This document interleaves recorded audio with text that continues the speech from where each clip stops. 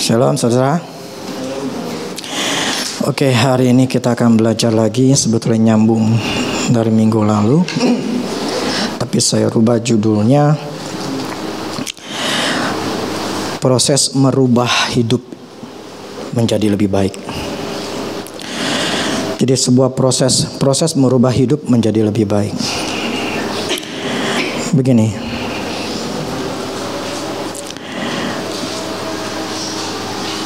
seperti mungkin kemarin kalian ada yang dengar si Samuel ngomong,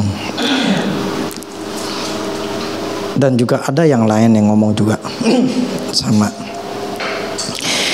Saya udah berdoa, bahkan saya udah bayar buat 10-an, tapi kenapa ya? Saya dapat, dia bilang dia dapat 3 unit terjual, tetapi sepeser pun dia nggak bisa nikmatin. Jadi nggak ada nggak ada perubahan menjadi lebih baik atau lebih bagus lah gitu. Jadi hidupnya seperti jadi dia komplain seolah apa yang dikerjakan jadi gagal dan tidak bisa berhasil. Nah, banyak juga orang mengatakan jadi seperti itu. Jadi saya sudah berdoa, sudah pakai firman Tuhan, saya ngerenungin firman Tuhan, saya mengakui Allah itu baik, saya mengakui bahwa Allah itu sanggup. Tapi kenyataannya ya nggak berhasil gitu loh. Kenyataannya saya nggak berubah. Tadi yang ada pendeta yang meninggal karena COVID. Banyak yang doain dia, banyak sekali. Terus satu lagi yang dulu yang Petrus Agung, waktu itu dia meninggal dan banyak ribuan dari jemaatnya itu mendoakan supaya dia bangkit. Kenyataannya tetap lewat. Apakah mereka kurang tulus berdoanya? Apakah mereka atau apalagi istrinya atau si pendeta ini dia berusaha untuk punya iman dan mempercayai Tuhan dan berkata-kata dengan iman?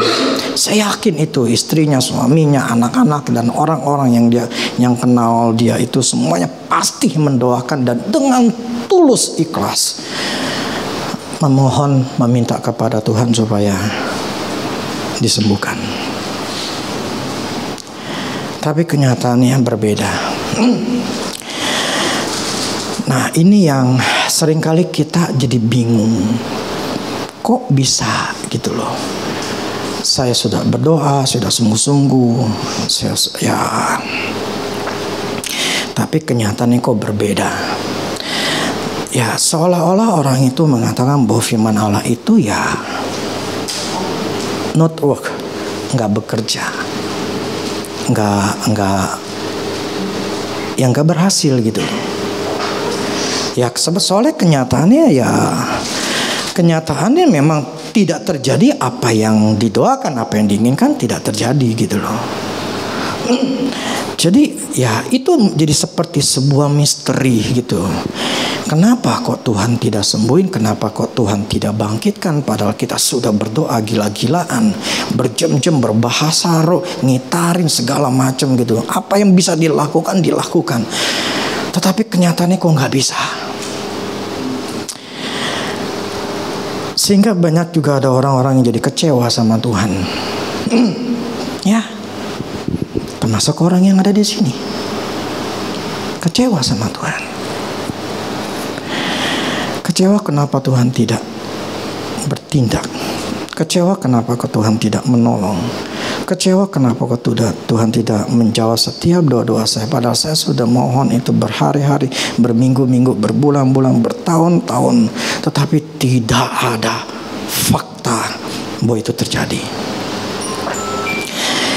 Sehingga kita menjadi merasa apakah Tuhan mau atau berkenan, apakah Tuhan mau berbelas kasihan sama saya dan tidak mau peduli dengan saya. Jadi kita jadi lebih seperti menuntut Tuhan untuk menjawab doa-doa kita. Kita menuntut supaya Allah itu yang mendengarkan doa kita.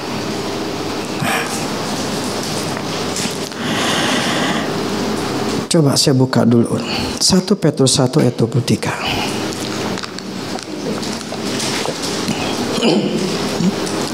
1 Petrus 1 ayat 23. Karena kamu telah dilahirkan kembali, bukan dari benih yang fana, tetapi dari benih yang tidak fana, oleh firman Allah yang hidup dan yang kekal. Kalau dalam bahasa Inggris itu fana itu maksudnya adalah rusak. Jadi karena kamu telah dilahirkan kembali bukan dari benih yang rusak, tetapi benih yang tidak rusak dan tidak bisa rusak, oleh firman Allah. Jadi firman Allah itu adalah benih. Nah, benih yang Allah ini tidak akan pernah bisa rusak. Yang namanya kalau kita nanam benih, nanam tanaman gitu ya, itu ada benih yang bagus, ada yang benih jelek, dan ada yang benih yang memang bisa busuk dan nggak bisa menghasilkan apa-apalah. Jadi itu benih ya udah lewat aja gitu loh, nggak berhasil lah. Tetapi di sini firman Allah katakan bahwa benihnya adalah benih yang tidak akan pernah rusak dan tidak bisa rusak. Itu firman Allah. Jadi firman Allah itu tidak akan pernah rusak dan tidak akan pernah gagal. Itu yang harus dicamkan, yang harus dipegang. Allah tidak pernah gagal. Firman-Nya tidak pernah salah. Jadi salah kalau kita menganggap kenapa kok tidak berlaku atau Tuhan tidak bertindak dalam hidup saya gitu loh. Dulu saya nggak ngerti, terus saya nggak ngerti, saya nggak bertanya-tanya. Posisi yang seperti itu saya pernah alami. Saya nggak mengerti. Tetapi dari berlalunya waktu ketika saya mulai belajar dan mengerti, pokoknya semenjak di Mahanaim dah. Jadi saya semakin ngerti dan semakin ngerti. Apalagi sekarang lebih ngerti lagi. Ini apa yang saya khotbah ini adalah sesuatu yang saya sendiri pun jadi dapat pelajaran, pengertian buat diri saya sendiri dalam apa yang sedang saya hadapi gitu loh. Nah, jadi prinsipnya bahwa firman Allah adalah bibit. Bibitnya itu tidak akan pernah rusak. Nah, problemnya bukan di bibitnya. Problemnya adalah di tanahnya. Yang menghasilkan buah itu bibit. Tapi bibit ini tidak akan pernah bisa jadi buah kalau enggak ditaruh di tanah. Nangkap ya? Nah, bibit ini, firman Allah ini, benih ini hanya bisa berbuah kalau ditaruh di tanah. Nah, tanahnya itu hati kita masing-masing. Yang selalu saya jelaskan ada 4 jenis tanah. Nah, yang jenis yang pertama adalah, saya hanya bahas cuma sedikit, tanahnya keras. Iblis langsung ngambil. Artinya apa? Ketika saya lagi ngomong begini, atau setelah keluar dari gereja, tidak ada yang diingat sama sekali. Datang ke gereja hanya hari Minggu, hanya pelayanan, hanya memang karena orang Kristen, selesai. Dan tidak ada firman yang nyantol. Nggak fokus waktu dengerin firman Tuhan. Hatinya keras karena punya kekecewaan, punya kemarahan, hilang. Jadi setan itu ngambil benih itu, langsung diambil. Jadi nggak ingat apa-apa, nggak ada yang nyantol sama sekali. Sama sekali nggak ada yang nyantol. Jadi datang sama pulang sama. Karena memang hatinya tuh memang ditutup. Hatinya tertutup dan tidak mau responin dan tidak menganggap itu firman itu sesuatu yang memang dibutuhkan. Sehingga ya sama aja. Ya namanya khawatir ya khawatir sampai rumah gitu loh. Yang namanya takut ya takut gitu loh. Yang namanya bingung ya tetap bingung gitu loh. Yang namanya marah tetap marah gitu. Yang namanya ya banyak macam gitu loh. Nggak ada perubahan sama sekali yang terjadi. Gini, prinsipnya begini. Semua terlihat dari buahnya. Ya. Semua terlihat dari fakta. Suka atau tidak suka, kalau memang kita ngikutin firman Tuhan, pasti ada fakta. Ya, saya tidak menghakimi, tetapi itu sesuatu bukti. Jadi ketika Samuel ngomong seperti itu, saya ingin katakan, kalau kalian dengar saya katakan, makanya Samuel lu mesti bertobat. Kalau begini lu terus, karena memang ya dia selalu mengandalkan dirinya sendiri. Jadi tidak ngandalin Tuhan sama sekali. Dan dipikir saya udah bayar persepuluhan. Nah gini loh, jangan berpikir bahwa bayar persepuluhan semuanya beres dan kita nyogok Tuhan gitu loh. Bukan, itu bukan kita nyogok Tuhan. Itu karena kita mengasihi Tuhan, ya terserah mau ngasih atau mengasihi, ya itu urusan kita masing-masing gitu loh. Tetapi bukan itu sebagai sogokan Tuhan supaya Tuhan dengerin doa saya. Nggak perlu Tuhan disogok. Gini loh, Allah itu nggak butuh sogokan. Firman itu akan terjadi dengan sendirinya otomatis. Nggak perlu disogok-sogok, nggak perlu dipaksa-paksa Tuhannya. Kan itu sebuah sifatnya otomatis. Yang contoh itu yang pendarahan, yang 12 tahun pendarahan. Enggak minta sama Tuhan, enggak berlutut di hadapan Tuhan, enggak menangis di hadapan Tuhan, tidak berteriak-teriak berseru-seru kepada Tuhan, tetapi dia cuma katakan asal gue pegang aja, gue sembuh. Otomatis itu namanya kuasa ngalih, bus, dan dia sembuh tanpa merengek. Itu fakta. Apa yang saya katakan ini fakta dalam firman Tuhan. Jadi saya ingin bahas begini, supaya kita ngerti bahwa masalahnya bukan ada di firman Tuhan, benihnya. Problemnya adalah di hati kita. Kemarin saya katakan, kalau kalian hatinya masih keras, nggak peduli firman Tuhan, nggak fokus. Kalau kalian hatinya masih batu, ada batu-batu, hati kalian masih penuh dengan kekhawatiran, banyak semak belukar, banyak sampah, nggak bisa dapat tanah yang bagus. Nggak bisa menghasilkan buah, nggak bisa. Karena memang untuk bisa menghasilkan itu butuh yang namanya tanah yang bagus.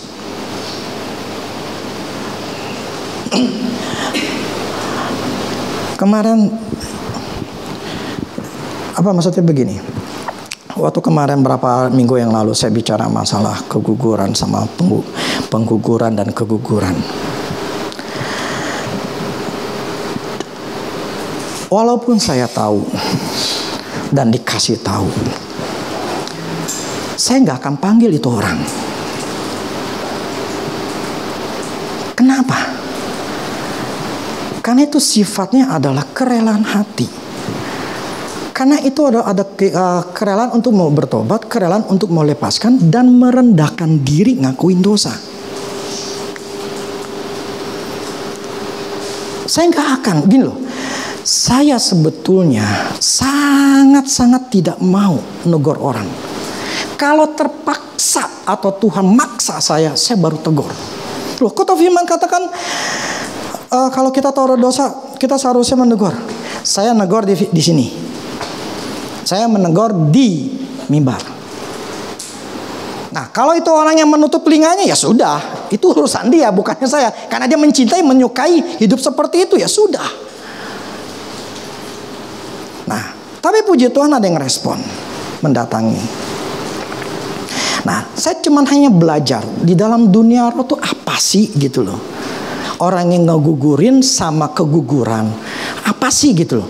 Ya kalau akhirnya saya minta sama si Agus untuk sama-sama gitu loh. Kalau secara doain gitu ya tanpa saya melihat dalam roh sih bisa gitu. Cuma saya nggak dapat pelajaran gitu loh. Nah, saya pengen dapat pelajaran apa yang terjadi dalam dunia roh. Saya pengen dapat pelajarannya.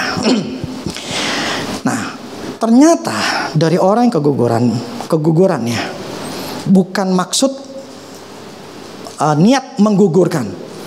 Karena ada orang keguguran karena memang lemah rahimnya, akhirnya keluar. Tapi ada orang yang niat sekali gugurin dengan makan jamu lah atau apalah, dengan niat untuk memang sengaja untuk gugurin ya biar gugur gitu loh. Nah, memang lebih ini masalah keguguran. Keguguran itu adalah orang yang nggak punya niat tapi karena lemah akhirnya keguguran. Itu roh sudah terbentuk. Itu roh sudah terbentuk. Itu roh manusia sudah terbentuk. Ketika dua sperma dan itu nyatu dengan indung telur ya, itu tercipta sebuah roh. Nah, itu roh karena hidup sudah ada, itu akan selalu nempel di orang itu. Nah, ketika nempel, orang itu akan jadi susah, pegel segala macam. Makanya kemarin biasanya itu ada yang biasanya itu di punggung atau di pundak. Biasanya karena roh itu punya punya beban, punya berat. Jadi dia akan merasa pegel semua. Nah, orang yang kena ada roh itu jelas akan gak bagus, hidupnya gak bagus. Apalagi yang ngegugurin. Itu berarti roh, gak cuma roh anak itu, tetapi roh pembunuh ada di situ. Di mana ada dosa, siapa yang kerja? Setan yang kerja. Nah, waktu kemarin didoain, saya tanya Gus sama Sunde, apa sih yang terlihat? Jadi yang terlihat dosa pembunuhan itu menarik dosa yang lain. Jadi orang itu penuh dengan hitam, penuh dengan dosa, hitam jadi hidupnya. Nah, akhirnya orang itu jadi susah. Pengakuan dari orang yang ngaku sama saya. Tapi ada juga yang emang dia ngugurin itu sampai ini yang saya baru, dunia roh itu memberitahukan banyak hal. Roh itu sangat benci sama orang tuanya. Ya karena dia benci lah orang, dia sudah senang pengen hidup tapi dimatiin gitu loh. Nah, kebenciannya ini itu roh yang ngatakan, si Unda yang ngomong ini. Itu dia mempengaruhi. Dia cuma bilang, gua akan bikin susah orang tua gua akan bikin susah orang tua gua. Nah, yang dia lakukan ini ke anaknya yang lain dengan secara fisik, yaitu apa? Penyakit. Jadi ini anak yang lain punya penyakit. Saya nggak bisa ngomong apanya, pokoknya punya penyakit. Nah, yang saya maksud begini,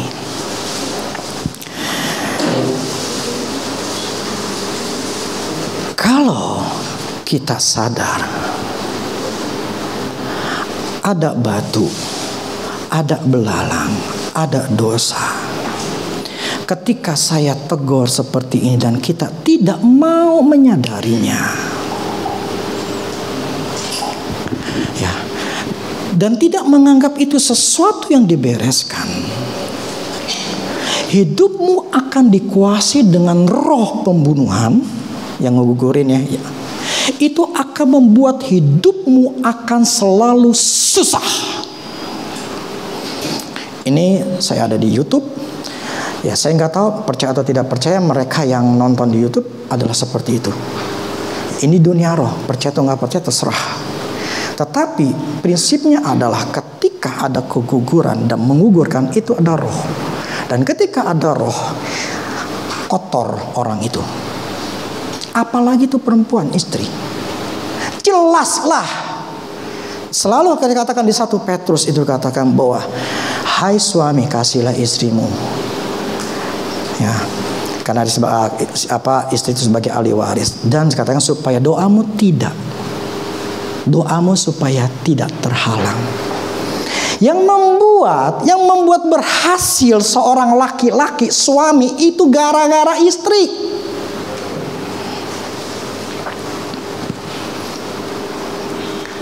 Nah, kalau istrinya banyak batu, istrinya banyak yang namanya dosa, mengharapkan untuk suaminya berhasil, mimpi kali.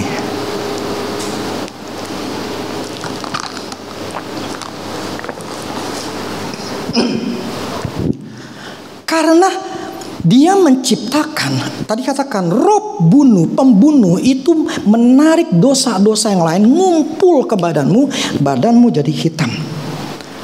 Yang istri jadi hitam semuanya. Bagaimana berkat itu bisa turun? Waktu kita doain kemarin, dia lihat gini, itu di kepalanya orang itu, suami istri ini, ada yang namanya, kalau firman Allah katakan, langit jadi tembaga. Tuh, berkat yang ditutup. Bukan Tuhan tidak mau berkati, orang itu yang menciptakan penghalangnya. Nah, yang saya maksud begini, ketika saya berkhotbah, saya tidak akan menegur secara pribadi. Saya akan menegur secara pribadi kalau terpaksa Tuhan suruh saya. Tapi kalau Tuhan tidak suruh, saya tidak akan tegur. Dan saya tidak akan panggil itu orang. Kenapa? Butuh kerelaan, kerendahan hati orang itu mau datang, mau diberesin. Mau ngapain saya kepo ngomongin?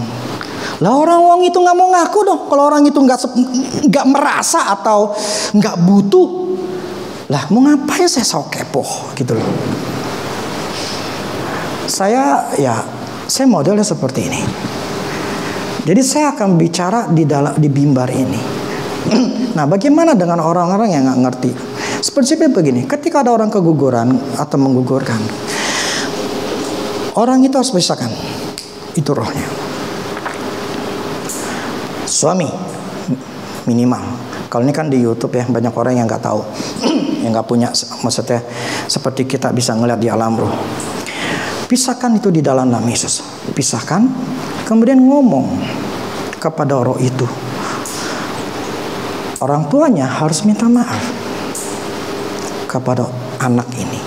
Nah, waktu kemarin tuh saya lagi ngomong, orang tuanya ngomong, anaknya nggak mau minta maaf. Saya ngerasain gitu loh, dia nggak mau nih. Ya dia pun ngomong sama, dia nolak. Saya bilang, dia coba peluk di alam rohnya ya, ditepis.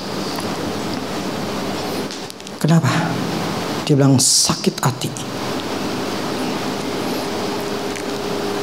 Dia udah berharap untuk bisa ke dunia, tapi dimatiin. Nah, itu yang membuat akhirnya mau nggak mau saya ambil saya ikut nimbrung, saya ngomongin bla bla bla, akhirnya itu anak ngerti. Yang ketiga, minta sama Tuhan anak itu bawa ke surga. Dan bersihkan semua roh pembunuh, segala macam roh yang ada di dalam diri orang itu, roh perzinahan, roh keguguran, segala macam itu semua dilepasin semua. Harus bersih. Kalau istri bersih, suami bisa dialirin berkatnya. Makanya kalau banyak orang katakan, saya ingat sekali sih, mama saya pernah ngomong. Banyak orang ngomong begini ke mama saya. Dulu kan mama saya toko sembako. Ngomong begini, ini toko, dia bilang, lu bisa maju gini karena lu, karena Encik katanya, bukan karena engkau.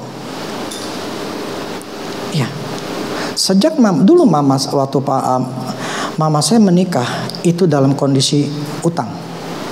Papa saya utang. Tapi ketika saya mama masuk, ya itu makin bertumbuh. Berkatnya, ya mereka banyak mengatakan semua gara-gara mama saya. Nah, yang saya maksud gini, Ya, kalau banyak orang katakan keberhasilan dari seorang suami itu dilihat siapa di sampingnya. Nah, itu memang ternyata dalam firman Tuhan itu yang berkata seperti itu. Firman Tuhan yang mengatakan, bukannya saya, supaya doamu tidak terhalang. Tadi seperti orang itu, ternyata ada langit jadi tembaga, hitam pas di atasnya.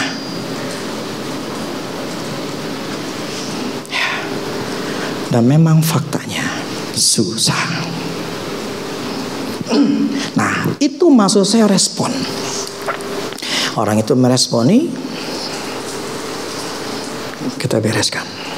Nah, jadi yang namanya benih itu harus masuk ke dalam tanah hati kita. Itu harus ada respon. Kalau kita nggak peduli, ya sudah, hidupmu kayak begitu. Firman itu adalah jawaban dalam hidup kita. Kita nggak butuh orang lain. Kamu nggak butuh saya. Kamu nggak butuh didoain. Kamu nggak butuh minta ditumpang tanganin. Nggak butuh. Kamu kita butuh hanya cuman firman doang. Nggak ada yang lain.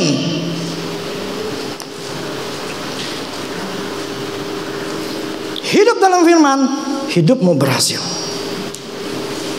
Hidup tanpa firman, hidupmu tidak akan berhasil. Karena semua jawaban hidup kita adalah di firman. Benih ini tidak akan pernah gagal atau rusak. Benih firman akan selalu menghasilkan tumbuhan dan buah. Nah, inilah firman yang tadi itu seharusnya membuat kita sadar bahwa Allah tidak pernah salah. Yang dibutuhkan daripada kita adalah mengambil firman Tuhan itu, merenungkannya, dan kita mempercayai firman itu, maka firman itu akan melakukan selebihnya. Maka kita akan melihat perubahan itu terjadi dengan sendirinya.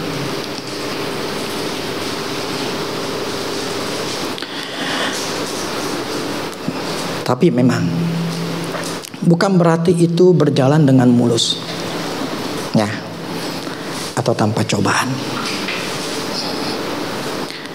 Karena ketika kita mulai mau megang firman Tuhan, kita ini jadi targetnya setan. Kita ini jadi targetnya setan. Yang membuat kita jadi putus asa ketika kita melihat kok nggak ada perubahan. Coba kita buka dulu deh. Amsal 4 ayat 20 sampai 22.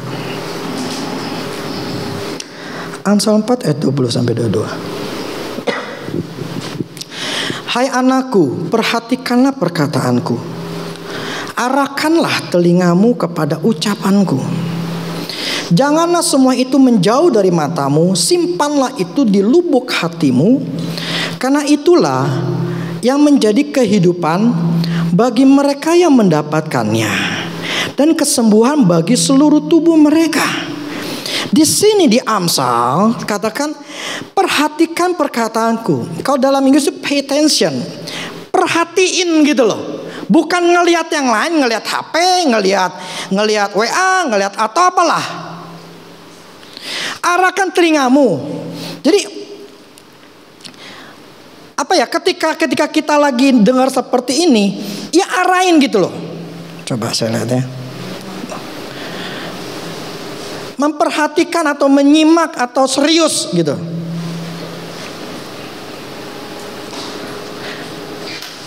Tunggu.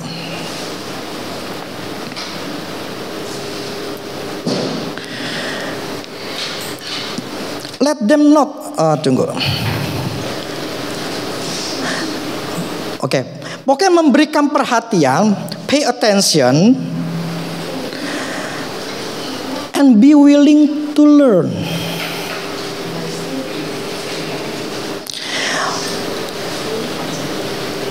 fokus kepada apa yang saya khotbahkan. Setiap perkataan saya fokus.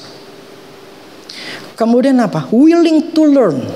Mau belajar.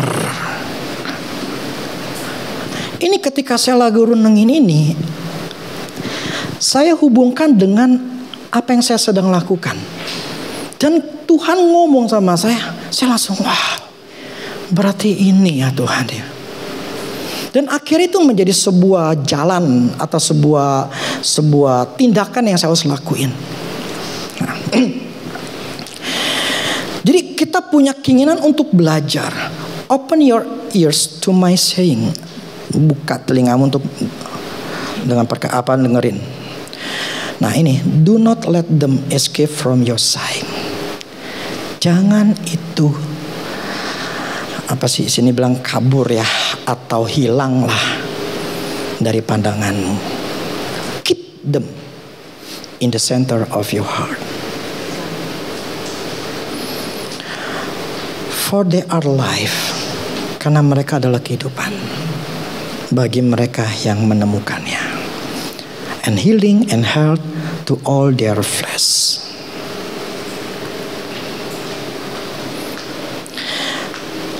Kalau makanya si Paulus Amsal ini Salomo katakan, hai anakku, perhatikan perkataanku. Ini tujuan kita ngomong sama anak.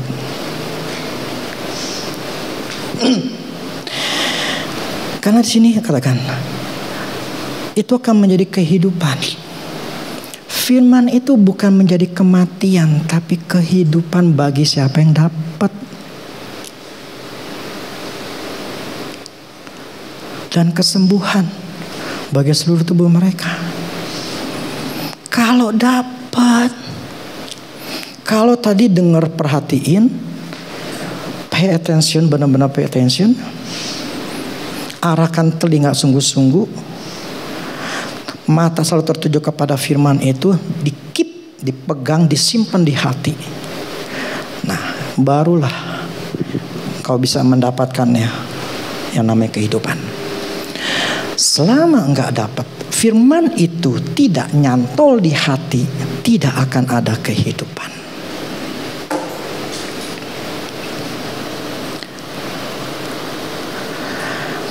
Makanya kenapa tadi saya katakan, yang tadi pendeta itu yang didoakan, banyak orang untuk doakan, mereka tidak tetap aja lewat. Kenapa? Karena tidak ada firman yang melekat di hati. Tidak ada yang namanya iman yang memang sudah berakar di dalam diri orang itu. Imannya iman karbit. Iman cuma sesaat, yang gak bisa. Iman yang gak ada buahnya, yang gak bisa. Itulah mengapa ketika kita doain kesembuhan untuk diri kita, kok gak sembuh-sembuh, kita doain buat ini, kok gak terjadi apa-apa. Karena memang belum bertumbuh, belum ada buahnya. Ya lumrah kalau kita belum nggak ketemu jawaban atau belum dapat jawaban, ya karena memang belum berbuah.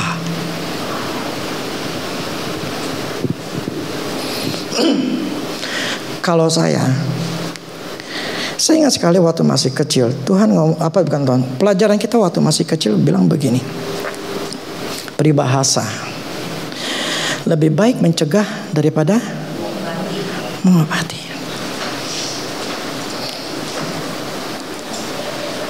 Lebih baik kita mencegah dari sakit daripada udah sakit kita berusaha untuk mengobati dan berusaha untuk mendapatkan iman. Dan gak dapat tetap aja lewat.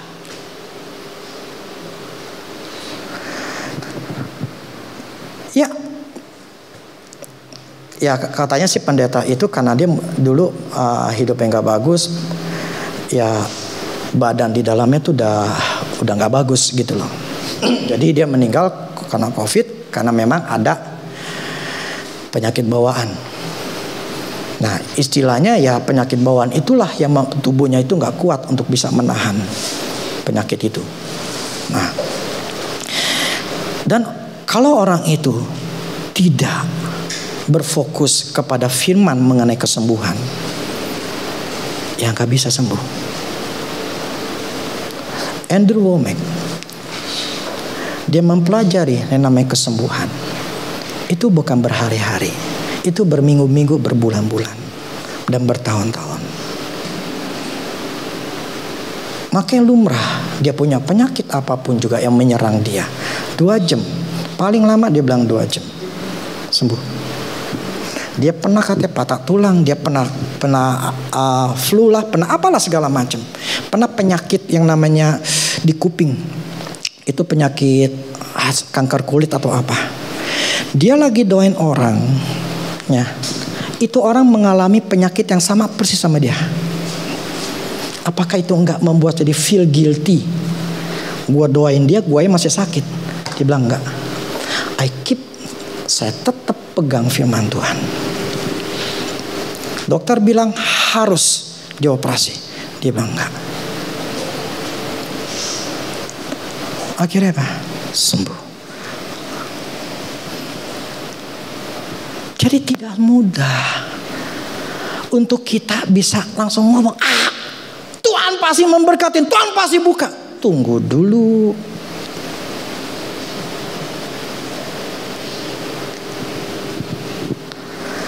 Sudahkah firman itu ada di dalam diri kita? Dan kita pegang itu firman. Pegang itu terus. Jangan seperti yang benih itu jatuh ke batu-batuan. Hanya tanahnya sedikit. Dia numbuh sebentar. Nggak lama lagi layu. Mati. Nah, gini. Ada seorang guru. Dia bikin eksperimen kayak begini.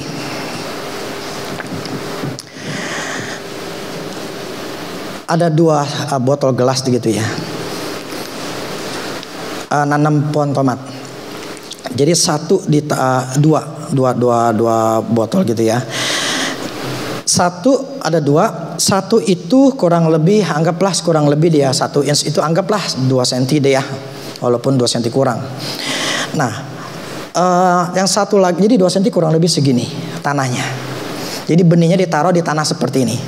Nah, kemudian ada lagi benihnya satu lagi, itu tetap tomat juga, itu 8 in. 8 in kurang lebih ya sekitar 12 lah, 11-12 sekitar gini deh ya.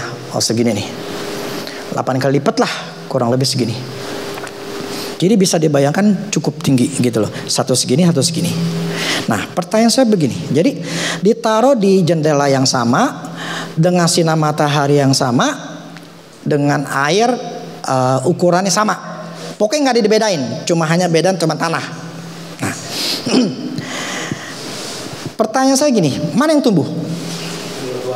Dua-duanya, betul. Mana yang lebih tumbuh dulu? Mana yang lebih mulai bertumbuh? Yang tanahnya dikit. Kenapa? Karena kan jaraknya lebih cepat gitu. Ya. Ya. Jadi semakin jadi gini. Ketika kurang lebih semingguan ya. Aduh, saya lupa bang. Kurang lebih anggap seminggu. Itu yang tanah sedikit itu udah tumbuh sekitar 50 cm. Satu kaki itu sekarang 40-50 cm. Nah, itu 50 cm. Tetapi yang kedua, yang tanahnya banyak, itu nggak kelihatan pertumbuhan. Gitu loh. Paling hanya nongol dikit aja gitu loh. Nah, terus dengan bertambah berhari-hari, itu yang namanya pohon yang tadi yang pendek itu, yang tanahnya dikit itu jadi makin tinggi. Nah, sedangkan yang tanah yang banyak itu kecil gitu loh. Kayak orang tuh bantep gitu loh, nggak numbuh gitu loh. Nah, tapi memang benar, ketika tanah yang kecil sedikit ini, ya dia penyerapan yang banyak. Jadi lebih cepat bergerak. Dan karena memang gini, Karena akar kan sebetulnya kan namanya pohon kan harus ada akar dulu kan. Nah, ketika akarnya sedang lagi berusaha ke bawah gitu ya untuk bertumbuh. Lah problemnya kan akarnya itu kan pendek, tanahnya pendek. Jadi udah mentok sama gelasnya kan. Mau nggak mau ya dia bergerak ke atas gitu loh. Ya kan? Jadi seharusnya dia memang buat akarnya semakin ke bawah untuk membentuk akar dulu, tetapi dia jadi ngebentuknya ke atas. Nah, berhari berminggu-minggu kemudian itu udah makin tumbuh yang tanah kecil, tapi kemudian makin lama makin pucat, akhirnya kering layu. Kenapa? Karena semakin bertumbuh. Saya tanya, yang namanya anak makan waktu masih kecil sama udah gede beda nggak? Pasti lebih banyak kan?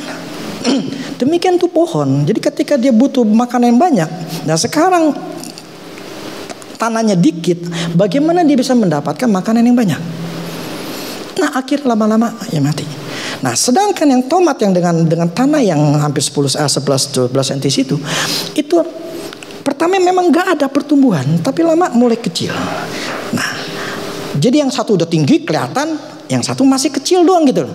Nah, tapi setelah dia udah mulai muncul, mulailah bergerak. Nah, ketika dia bergerak udah mulai tinggi, yang satu mati, yang satu ini masih tetap ke atas. Dan akhirnya apa? Saking udah besarnya mau nggak mau dipakai penahan, karena udah mulai ada buah, udah mulai ada tomatnya. Nah, itulah kekristenan. Banyak orang Kristen ketika dikhotbahin, yes, sukacita. Karena ada yang kalau kita di dalam KKR atau ini, yes, amin, haleluya. Wah, pokoknya berteriak berseru segala macam. Sekarang setelah saya ngerti kayak begini, ya itu sebuah emosi, ya itu enak sih dilihatnya. Tetapi apa ya, dengan saya semakin dalam kayak mengerti kayak gini, terus terang saya nggak mandang orang. Saya nggak peduli itu pendeta segede apapun juga, sehebat apapun juga, dengan begini, langsung plok begitu, gila. Contohnya Maurice Sorullo. Ya dulu tuh waktu saya pernah di Stora, saya ngeliatin, saya kaget, gila. Saya dari ujung ke ujung pas dia kebas, itu saya perhatiin dari ujung sono, saya lagi perhatiin, tumbang. Saya perhatiin, saya ngeliatin, saya muter pala saya gitu loh. Pas ke saya langsung bek. Luar biasa. Tapi kalau anaknya narkoba, buat apa? Anaknya kecewa kepahitan, buat apa? Nggak ada gunanya. Terus ada hamba Tuhan lagi yang lainnya, banyak macam lah. Bagi saya, jangan lihat hamba Tuhan. Amin. Dia masih manusia. Ya, lihat Tuhan. Maka saya katakan di awal, jangan butuh manusia, butuhlah firman yang bisa ubah hidup kita. Firman yang bisa mengubah hidup kita. Tapi firman itu tidak pernah gagal. Hari ini yang kita belajarin bahwa sama seperti itu yang namanya pohon tomat yang ditaruh benih dengan dasar yang pendek, tanah yang kecil tipis, itu cuma sementara doang. Kalian bisa percaya sama Tuhan cuma waktu Tuhan seminggu, 2 minggu, sebulan. Ketika ada masalah kesulitan, bang, layuklah mati. Itu yang terjadi banyak di antara kalian. Itu yang terjadi di banyak orang Kristen. Tanahnya tipis. Kenapa? Tidak ada kedalaman. Benih firman itu tidak kita taruh kita taruh di hati.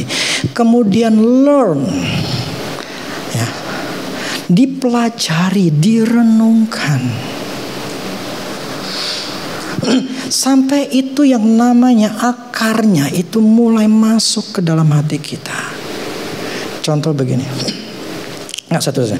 Sampai itu masuk ke dalam hati kita, ke akar, mengakar, makin ke dalam, makin ke dalam. Artinya apa? Semakin yakin. Ada serangan, percaya, pertahanin. Makanya tadi keep them in the center of your heart.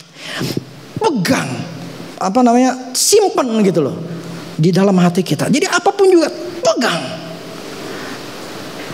Nah, selama kita begini loh, setan akan berusaha ngambil itu firman dengan kecewaan. Contohnya begini,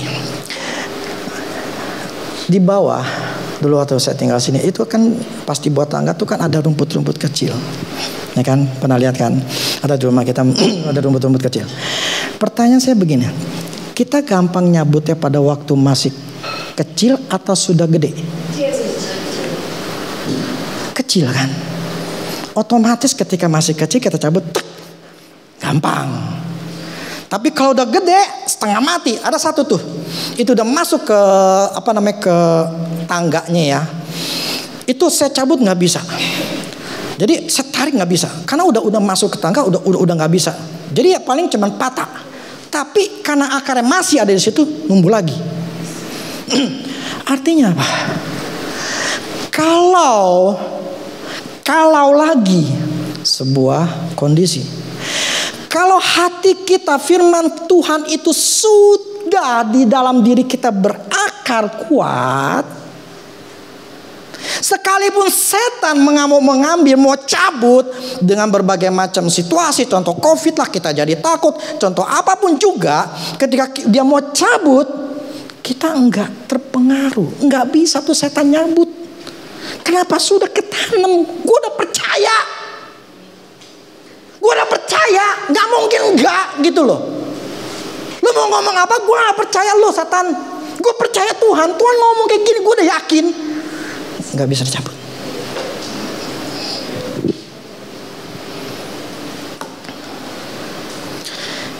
Ini saya nih, istilahnya saya lihat ke diri saya. Tuhan udah ngomong sama saya, kamu di sini. Ketika ada masalah, ada kejadian inilah, bikin saya lemas lah, bikin saya menjadi tertekan lah, gitu kan, jadi down gitu ya. Tapi itu hitungan berapa? Bukan hitungan jam, hitungan menit. Saya langsung, gue tahu Tuhan taruh gue di sini, gue pasti berhasil. Gak mungkin enggak. Artinya apa? Ketika ada firman Tuhan di dalam diri saya dan saya renungin, pelajarin ya. Kalau cuman asal, nggak bakal. Yang tadi dicabut, gampang, hilang, kalian kecewa lagi. Makanya mau ikut Tuhan itu butuh bayar harga. Harganya bukan duit, bukan. Tuhan gak butuh duit kita. Tuhan butuh waktu kita. Kalau otak kita cuman hanya tangan Tuhan, hanya datang ke Tuhan, hanya minta-minta, itu akarnya tipis, pasti jebol, ditarik sama setan, plus los, pasti marah, pasti kecewa sama Tuhan. Gak mungkin gak. Saya tiap hari satu firman itu saya pegang di dalam diri saya. Saya ngomongin, saya renungin, saya pegang biar itu masuk ke dalam. Awal-awal memang susah. Saya bukan bicara gampang, susah.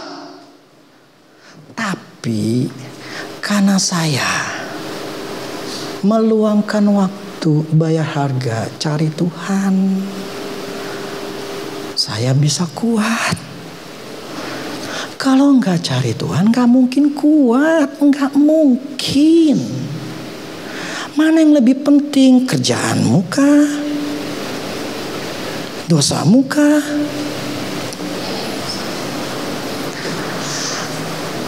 Karena saya cari waktu sama Tuhan aja membuat ketika ada masalah, saya masih bisa gue percaya sama Tuhan.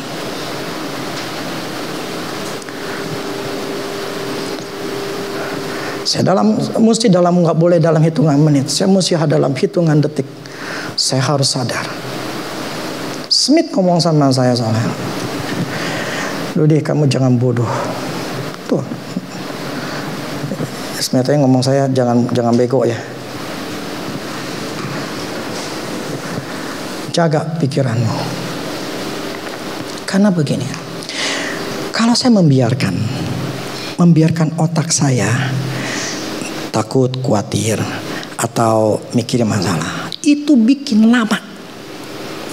Itu saya menjadi seperti orang Israel yang seharusnya cuma 2 minggu bisa nyampe, tetapi jadi lama.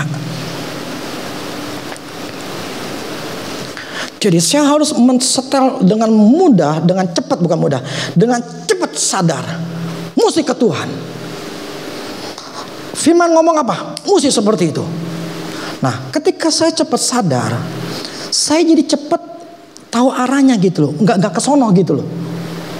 Saya tetap di sini gitu loh. Saya nggak mau lama. Gini, ya orang Israel dulu seperti saya katakan, orang Israel itu lama karena memang mereka ngeluh, akhirnya diputer-puter. Tapi sebetulnya ada shortcut yang bisa langsung. Nah, bisa langsung ini memang susah. Susah kenapa? Karena dibutuhkan mental. Mental yang kuat membuat itu bisa diterobos. Nah, kalau nggak punya mental nggak bisa. Nah, mental itu apa? Ketika kita menghadapi masalah, kita enggak lari, kita enggak nangis, kita enggak mengeluh, gua bisa. Jadi apa? Tetap bergerak, tetap melawan ketakutan, tetap move on gitu loh. Itu baru kita bisa menang, bisa cepat.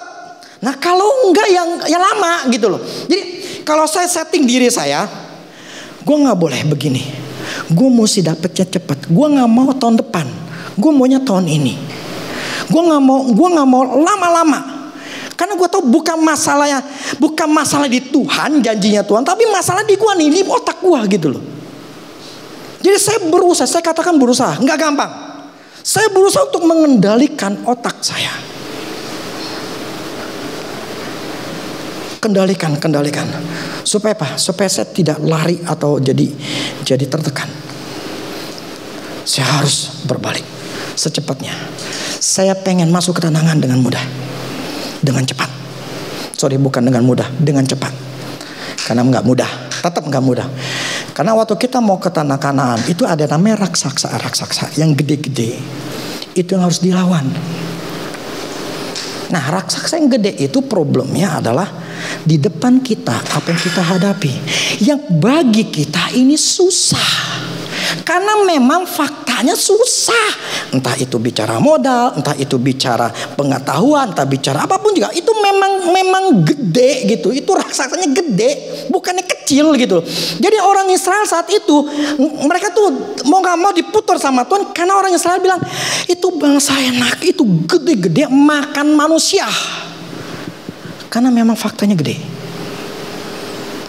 Nah, itulah mentalnya si Israel, itu mental tempe.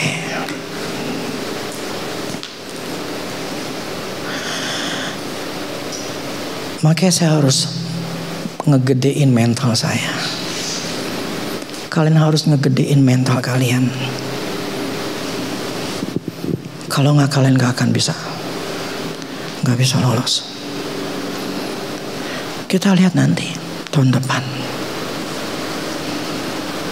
Memang ada proses. Tahun depan maksudnya saya, pokoknya nantilah. Seperti tahun lalu saya udah ngomong. Yang saya maksud begini. Jawaban kita ada di firman. Dan firman itu tergantung kita, tanah kita. Tanah kita tipis atau tanah kita tebal. Semakin hati kita dalam, pengertian firman Tuhan dalam, kita pegang itu firman Tuhan, kita renungin, itu semakin dalam. Kalau saya lakukan begini, firman Tuhan gini ya, firman Tuhan Janji Tuhan tuh banyak. Ambillah satu atau dua yang memang itu buat kita. Mintalah rema sama Tuhan lah. Saya pegang satu. Nah, ketika saya pegang satu, saya perkatakan. Nah, setiap kata-kata itu saya cari tahu. Contoh tadi pay attention. Kalau dalam bahasa Inggris pay attention gitu loh. Nah, saya cari apa tuh maksudnya menarik, apa untuk memberikan perhatian. Saya cari tahu dan oke, begini ya. Nah, kemudian saya renungin. Saya perkatakan, saya renungin. Oke Tuhan, maksudnya gimana? Jadi saya ngobrol sama Tuhan, saya renungin begini-begini. Oke. Hari itu saya dapat. Besokannya saya renungin lagi. Tuhan, ini ngomong seperti ini. Saya perkatakan, saya mempercayai Tuhan, tapi ini begini gimana Tuhan? Saya renungin lagi. Supaya apa? Semakin masuk ke dalam, ngertinya makin dalam gitu loh. Akhir semakin dalam. Nah, saya renungin lagi, makin dalam.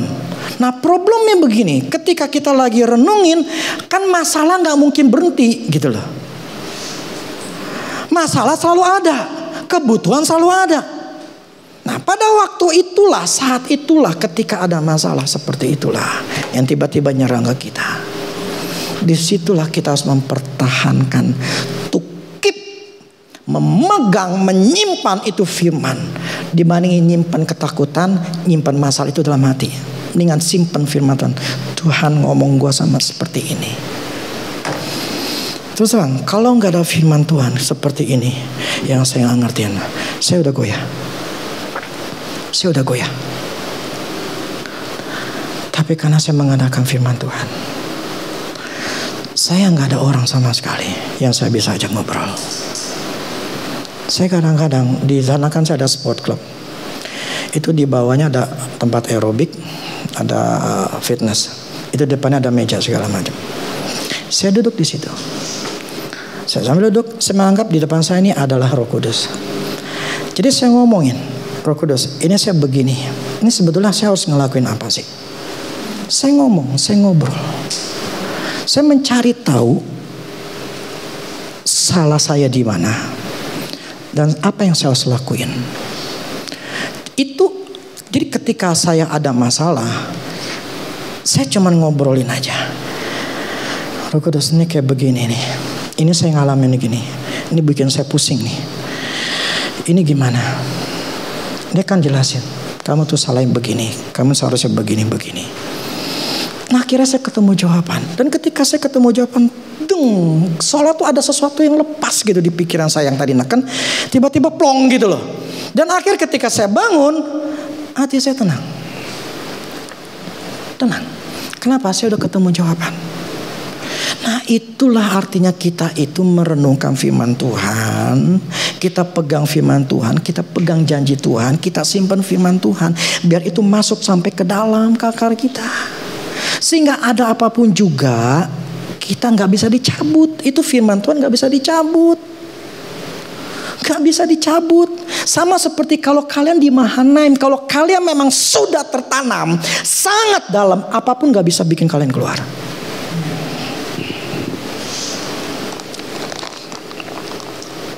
Itu masalah pribadi masing-masing. Makanya saya tidak bisa menghalangi orang. Karena ketika dicabut itu firman dalam hati kita tentang Mahanaim, kamu udah bakal gak ada. Benihnya tuh udah gak ada. Lah kalau benih udah gak ada, mau diapain?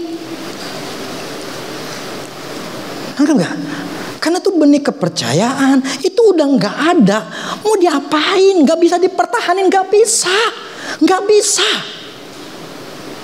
Saya tahu diri gitu loh. Kalau orang udah sampai kecabut, sudah, saya gak bisa ngomong apa-apa. Berarti loss, hilang. Itu soal. Karena ada orang kan bisa datang ke sini karena memang minta didoain, entah apa segala sesuatu. Tertanamnya karena gara-gara apa? Makanya gini, saya berpikir gini, hidup saya ada di tangan Tuhan. Saya nggak peduli orang. Saya punya integritas sama Tuhan. Saya punya perjanjian sama Tuhan. Apapun yang saya lakukan, saya ada pertanggungjawaban sama Tuhan. Kamu nggak usah pusing-pusingin. Hukuman akan turun ke saya. Nggak usah pusingin. Kalau ada apapun, pokoknya menurut kalian itu salah, kamu gak usah hakimin. Hukuman otomatis turun ke saya. Titik. Gak perlu apa-apa. Gak perlu didoain. Gak perlu disumpahin. Itu otomatis. Saya ngomong di mimbar ini seperti ini. Karena apa? Bertahun-tahun yang lalu Tuhan sekarang begini, yang tadi katakan benih itu mesti yang dalam. Itu saya ditanam itu dalam. Artinya apa? Di 2003 sampai 2006 itu saya belajar yang namanya integritas. Sampai 2010 itu saya belajar integritas. Apa yang saya harus lakukan di mata Tuhan. Karena semua tetap pertanggungjawaban saya adalah sama Tuhan. Kalian tidak bisa ngelihat, tapi Tuhan lihat saya. Apapun saya lakukan Tuhan lihat. Dan ketika saya salah, Tuhan pasti hukum saya. Titik. Kamu gak perlu khawatir. Saya mau kena apapun juga, kena penyakit, pokoknya gini, yang namanya ada dosa, siapa yang kerja? Itu aja. Kalau saya ada dosa, siapa yang kerja? Simple. Jadi lepaskan. Nah, yang saya maksud adalah begini. Kalau akar di dalam diri kita nggak kuat, itu firman akan lepas dari hidupmu, dan kau tidak akan pernah berbuah. Itu prinsipnya. Ya, kamu tidak akan pernah berbuah. Makanya awal begini. Selalu prinsipnya di mana ada dosa setan itu kerja. Saya pun mencari tahu, bukan mencari tahu, maksudnya menghakimi diri saya sendiri. Setiap apa yang terjadi dalam hidup saya, terjadi kesalahan, itu saya cari tahu kesalahan. Kalau di dalam dunia trading, ketika kita buka oposisi, kita mesti punya jurnal, catatan. Ketika untung, kita tahu kenapanya untung. Ketika loss, kita harus tahu kenapa lossnya. Tujuannya apa? Supaya kita tahu, oh gue salahnya di sini. Oke, gue beresin. Kalau untung, oh ternyata gue benar. Kenapa benernya ya? Oh gue analisanya seperti ini. Tujuan adalah memperbaiki diri. Nah kalau kalian gak peduli, ya sudah itu urusan kalian. Lumrah lah kalau kalian gak dapat jawaban, dapat buah. Karena prinsipnya adalah ini.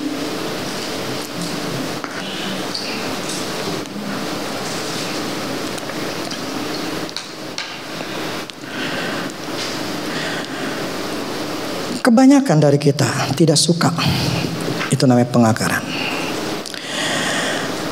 Ke level pengakaran. Tidak mau mengizinkan kebenaran itu berakal di dalam diri mereka. Di dalam diri kita gitu ya. Kemudian terbangun. Hati kita tuh gak berkomitmen sepenuhnya tentang firman itu. Jadi ketika saya khotbah, gak ada komitmen. Nah tadi seperti yang tanah yang tipis, kelihatannya bertumbuh tapi cepat layu. Jadi ketika temui kesulitan, firman Tuhan itu langsung mati layu. Bukan karena Tuhan yang matiin, karena firman Tuhan, tetapi tanahnya yang memang nggak mampu. Ingat ya tadi ya, itu karena tanahnya bukan benihnya ya. Benihnya sama loh, tapi tanahnya yang nggak mampu. Jadi gini. Maka Sandro Mack gini, dulu dia berapi-api ketika melayani Tuhan. Dia dapat hikmat kayak begini. Ya saya pengen bagiin orang-orang nih supaya mereka itu sadar semua. Inilah jawaban firman Tuhan. Firman Tuhan memang ini jawabannya. Tapi faktanya apa?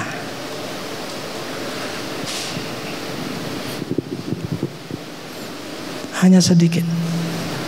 25% lah kalau udah bicaranya. Yang bisa ngikutin. Hanya sedikit orang-orang yang bisa ngikutin firman. Hanya sedikit orang-orang yang punya mau mengakar dirinya semakin ke dalam. Sedikit. Tetapi juga kita harus mengerti, yang namanya pohon itu tetap butuh proses. Jadi harus ada proses yang harus kita lakuin. Kita nggak bisa mempercepat itu pertumbuhan. Ada waktu, ada proses. Jadi ada benih, ada waktu, ada tuaian. Jadi berubahlah kalau kita ini banyak seperti tanah yang berbatuan. Gembira sebentar, percaya sebentar, sukacita sebentar, tapi kemudian layu. Yuk, ayat terakhir. Efesus 4 ayat 15.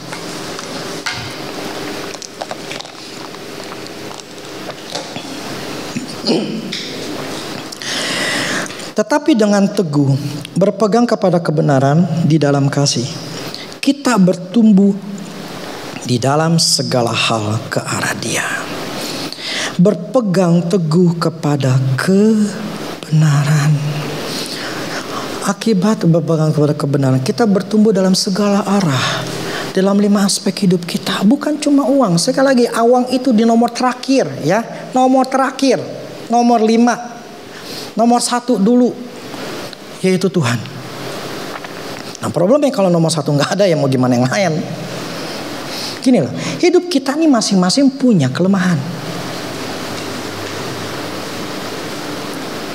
Ada yang lemah di kesehatan, keluarganya memang penyakitan, tapi keluarganya nggak masalah di uang. Ada orang yang keluarganya nggak ada penyakitan, tapi keuangannya bermasalah. Kelemahannya di situ. Nah, setan akan ngerjain di situ. Kalau kelemahanmu adalah di uang, habislah. Disitulah butuh yang namanya firman. Disitulah yang namanya firman harus ada supaya kita bisa membereskan hidup kita. Nah, kalau dosa kamu tidak responin untuk dibereskan, ya setan itu tetap aja kerjain di wilayah itu terus.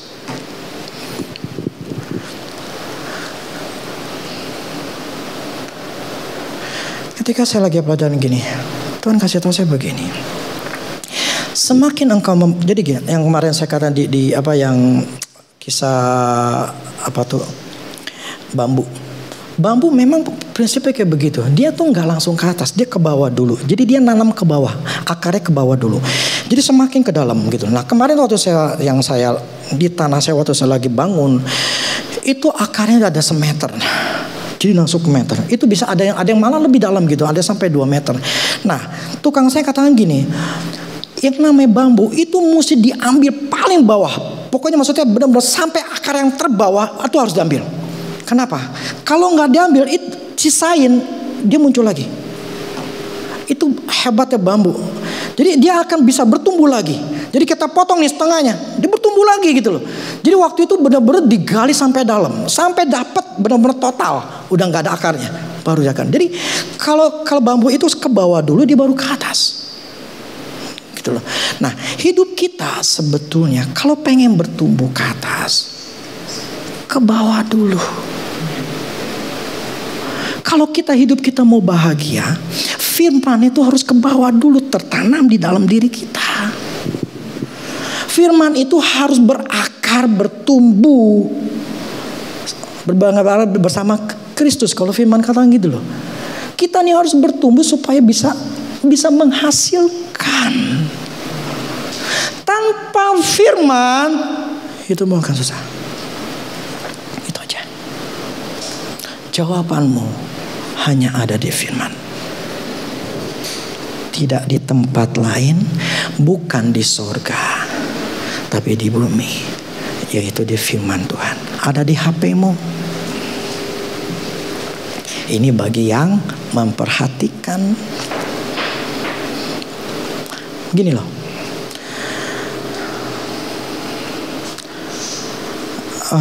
Apa ya? Saya kalau bisa ngeliatin orang gini, saya kan tahu ini orang otaknya di mana. Kalau di bawah harapan ya. Fokuslah hatimu sama Tuhan. Mau tidak mau, kalau kita mau bahagia, itu firman harus ada tertanam. Jangan tanahnya tipis, tanahnya mesti dalam, supaya setan gak bisa cabut firman itu. Nggak bisa. Udah kedalaman, kita nggak mungkin jadi goyah, nggak mungkin. Itu yang membuat hidupmu bisa terjaga. Itu jawaban bagi orang yang tidak datang hari ini. Benar. Mungkin kalian bingung, kok masih seperti itu ya? Simpel. Tidak ada firman yang berakar di hati orang itu. Itu aja. Karena Allah tidak pernah gagal. Benihnya tidak pernah dan tidak bisa rusak. Jadi masalahnya, ingetin aja contoh pohon tomat itu. Bukan masalah benih tomatnya, tetapi masalah tanahnya. Nangkap? Buatlah firman itu direnungkan, direnungkan, direnungkan. Sehingga engkau menjadi percaya, percaya, percaya, percaya. Diserang apapun, tidak ada pengaruhnya. Tetap percaya. Amin. Jagalah kesehatanmu. Ya, di zaman COVID ini nggak bisa kita mengandalkan ketakutan. Kemarin berapa? Si ibu teman lo 39, cewek cowok? Cewek. Umur 39 lewat COVID. Tapi karena dia punya stroke, terus gagal ginjal sama diabetes. Gagal ginjal. Umur 39 gagal ginjal. Berapa tahun dia? 8 tahun dia cuci darah. Umur 39. Anaknya masih kelas 2 SD. Orangnya gemuk. Artinya apa? Dia hanya mikirin dirinya sendiri. Tidak mikirin anaknya.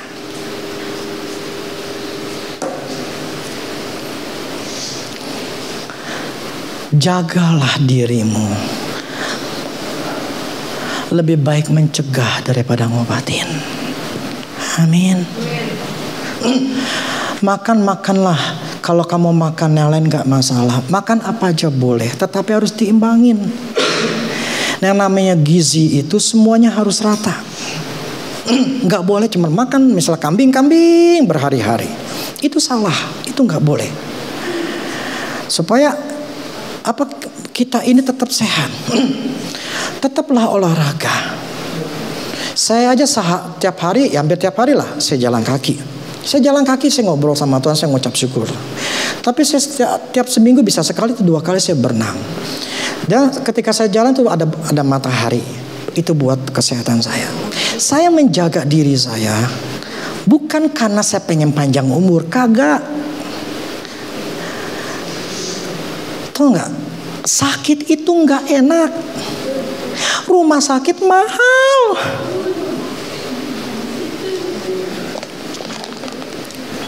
Saya tuh syoknya cuma ke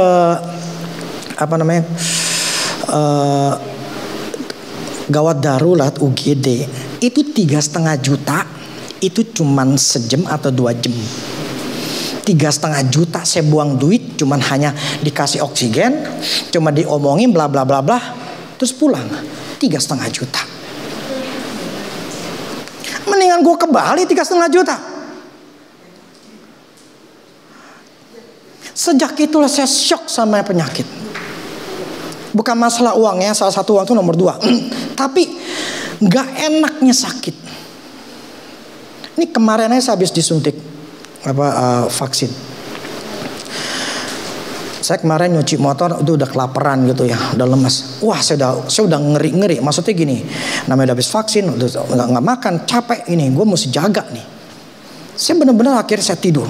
Habis makan saya berusaha minum vitamin, minum madu, langsung tidur. Puji Tuhan bisa tidur 1 jam, bangun udah segar. Itu kemarin sore. Kalau nggak saya udah ngeri. Waduh, gue bisa perang nggak nih? Ternyata saya masih bisa gitu loh. Jadi kita harus tahu diri kita. Jaga diri kita demi anak kita. Bayangin umur 39 tahun dia nggak ngelihat anaknya SMP, SMA, bahkan kawin. Di pendampingnya nggak ada namanya orang tuanya. Kenapa? Waktu masih muda dia mau happy makan apa aja. Soalnya depan ada yang ngomong, jangan makan banyak-banyak. Selama masih hidup makan aja. Ya kan? Terus ditanya, emang makan apa aja selama hidup? Benar. Pertanyaan, mau panjang umur apa enggak? Ya kalau mau pendek umur ya sudah makan apa aja, terserah gitu loh. Tapi kasihanlah sama anak. Saya bisa bayangkan kalau saya nggak ada, ini gimana anak saya kuliah, belum si Marvel, gimana? Jadi saya menjaga kesehatan saya tuh dari dulu. Pas ketika umur 40-an saya sih dari dulu bukan orang yang gila makan atau yang yang sembrono ya. Saya masih normal. Tapi setelah ini saya makin mikir, lebih jaga lagi. Jadi sekalipun saya makan daging, apa mau kambing, kok babi segala macam, tapi saya imbangi dengan minuman ya si ramuan-ramuan yang benar gitu loh. Jadi sekalipun makan kayak gitu, jantung saya, paru-paru saya bagus. Kemarin saya coba tes lagi, saya berenang yang 25 meter itu masih bisa. Puji Tuhan. Artinya apa? Di situ membuktikan bahwa jantung saya, paru-paru saya bagus, kaki saya masih bagus, tangan saya masih bagus. Di umur 51 begini. Tetapi apalagi kemarin nih, teman saya di grup magnet share. Kadang bilang hati-hati kalau namanya udah 50 tahun jangan lari-lari, itu berbahaya. Langsung dia share, ada orang, nih naik gunung umur 55 tahun dia naik gunung. Sebelahnya warna coklat umur 63 dia naik gunung. Terus teman saya share di Facebook, dia naik gunung di Gunung Sumbing. Saya bilang, aduh, gue jadi pengen naik gunung lagi nih.